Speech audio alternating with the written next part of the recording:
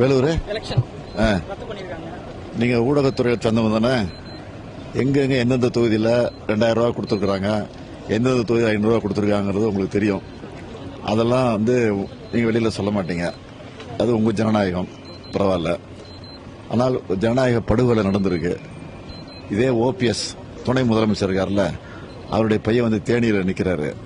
அங்க 1000 ரூபா நோட்டை கொடுக்குறாங்கன்னு சொல்லி ஆதாரத்தோட வீடியோவே வெளியில வந்திருக்கு. இது வரைக்கும் எந்த ஆக்ஷன் எடுக்கல. அப்புறம் அமைச்சராக இருக்கக்கூடிய வேலுமணியினுடைய பினாமியா இருக்கக்கூடிய பெரிய கான்ட்ராக்டர் சபேசன், அவர் வீட்டில் பெரிய ரைடு நடந்திருக்கு. அந்த ரைடை பத்தி இது வரைக்கும் ஒரு செய்தி வரல. ஆக வேண்டுமென்றே திட்டமிட்டு திமுக மீது ஒரு களங்கம் சொல்லுவதற்காக மோடி அவர்கள் தேர்தல் ஆணையத்தை பயன்படுத்துறாருங்கிறது வெளிப்படையா தெரியுது. இப்போ கூட ஒரு 10 நிமிஷம் முன்னாடி செய்தி, தூத்துக்குடியில் திமுக வேட்பாளர் நிற்கக்கூடிய கனிமொழி வீட்டில் அங்கே ரைடு நடந்துட்டு இருக்குன்னு. யார் கொடுத்த புகாரும் தெரியல. நான் உங்க ஊடகத்தின் மூலமா பகிரங்கமா ஒரு குற்றச்சாட்டை சொல்றேன். தமிழிசை சவுந்தரராஜன் அவங்க தூத்துக்குடியில் வேட்பாளர், பிஜேபி வேட்பாளர், அவங்க வீட்டில் கோடி கோடியா பணம் வச்சிருக்காங்க. ஏன் அங்க போய் ரைடு பண்ண மாட்டேங்கிறாங்க? இதுதான் என்னுடைய கேள்வி.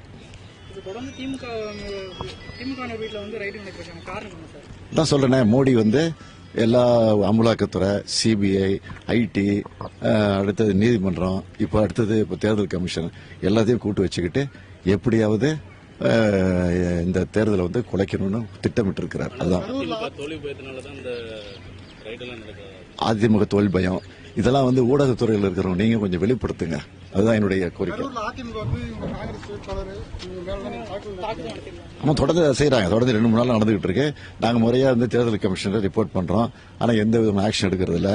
ஆக தேர்தல் கமிஷனையே வரக்கூடிய காலகட்டத்தில் சீர்திருத்தம் பண்ணணுங்கிறது தான் என்னுடைய கோரிக்கை.